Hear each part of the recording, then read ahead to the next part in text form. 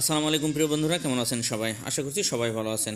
তো আজ আর বেশি কথা না বাড়িয়ে চলে যাব সরাসরি ভিডিওতে। শুধু শিখে নেবেন ছোট ছোট বাক্য দিয়ে, ছোট ছোট শব্দ দিয়ে অনেক বাক্য তৈরি করে কিছু বাক্যগুলো আপনাদের গুরুত্বপূর্ণ কথাগুলো শিখে দেওয়া হলো, যেগুলো আপনারা কার্যের ক্ষেত্রে অনেক উপকৃত হবেন। এবং এই ছোট ছোট বাক্যগুলো যদি শিখতে পারেন, অবশ্যই আপনারা ভাষা খুব জলদি শিখতে পারবেন। তো চলুন শুরু করা যাক। দেখুন, আপনি যদি আপনার যদি বলার প্রয়োজন হয় যে বস আমি সাথে সাথে চলে এসেছি, এমন প্রয়োজন হয় না মাঝে মাঝে যে বস ডেকেছে কিন্তু হয়তো কেউ আসতে দেরি করছে, কিন্তু আপনি বলতে চান যে বস আমি সাথে সাথে চলে এসেছি। তো কিভাবে বলবেন? সায়া সুডা দাতাং তেরুস, সায়া সুডা দাতাং তেরুস, আমি চলে এসেছি সাথে সাথে, আমি এসে গেছি সাথে সাথে, বা চলে এসেছি বা এসে গেছি একই বিষয়।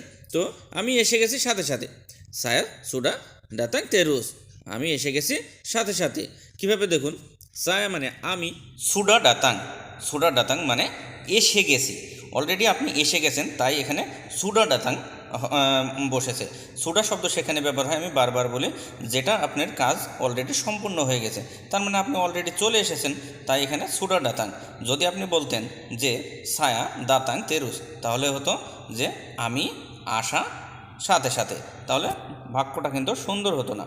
তো যেহেতু আপনি বলছেন যে আমি চলে এসেছি সাথে সাথে, তো সায়া সুডা ডাতাং তেরুস, তো তেরুস মানে সাথে সাথে, সায়া সুডা ডাতাং তেরুস, আমি চলে এসেছি সাথে সাথে। তারপরে দেখুন, তুমি আমার সাথে চলো, যদি এটা বলতে চান যে তুমি আমার সাথে চলো, বা আপনাকে কেউ বলছে যে তুমি আমার সাথে চলো, কোনো মালয়েশিয়ান, তাহলে কীভাবে বলবে? আওয়াক পেরগি ডেঙ্গান ছায়া, আওয়াক পেরগি ডেঙ্গান ছায়া, তুমি চলো আমার সাথে। তো আওয়াক মানে আপনি বা তুমি, পেরগি মানে যাওয়া, আর ডেঙ্গান মানে সাথে, ছায়া মানে আমার। তো আওয়াক পেরগি ডেঙ্গান ছায়া, তুমি চলো আমার সাথে। আশা করছি সুন্দরভাবে ভিডিওটা বুঝতে পারছেন। আর যদি বুঝতে না পারেন, অবশ্যই আমি তো আসি, অবশ্যই কমেন্ট বক্সে প্রশ্ন করে যাবেন, আমি আপনাদের প্রশ্নের উত্তর দেবো ইনশাআল্লাহ। তারপরে আরেকটি বিষয় দেখুন, যদি মনে করেন যে আমি মিষ্টি খাবো, যদি কোনো মালয়েশিয়ান রেস্টুরেন্টে বা যে কোনো কাউকে মালাইদের সাথে, বা হয়তো ইয়ার্কি মস্করার জন্য যদি বলতে চান যে আমি মিষ্টি খাবো, তো সায়া আকান মাকান মানিস, সায়া আকান মাকান মানিস, আমি খাবো মিষ্টি। তো সায়া মানে আমি, আর মাকান মানে খাওয়া, আর আকান মাকান মানে খাবো।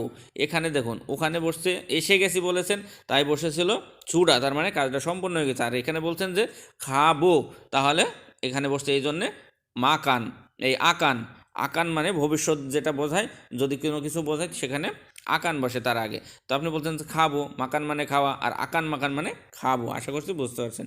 মানিস মানে মিষ্টি, তো সায় আকান মাকান মানিস, আমি খাবো মিষ্টি। তারপরে দেখুন, এটা খুব তিতা, আবার যদি বলতে চান যে এটা খুব তিতা, ইনি সাঙ্গাত পাহিত, ইনি সাঙ্গাত পাহিত, এটা খুব তিতা, ইনি সাঙ্গাত পাহিত, এটা খুব তিতা। ইনি মানে এটা, সাঙ্গাত মানে খুব, পাহিত মানে তিতা।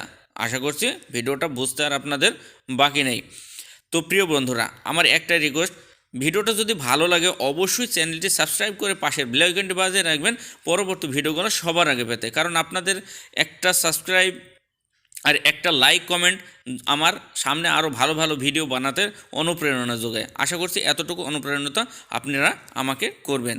তো ভালো থাকবেন, সুস্থ থাকবেন, দোয়া করবেন আমার জন্য, আমি যেন প্রতিনিয়ত এমন ভিডিও আপনাদের জন্য নিয়ে আসতে পারি। আল্লাহ হাফেজ। সাবস্ক্রাইব করতে ভুলবেন না যেন।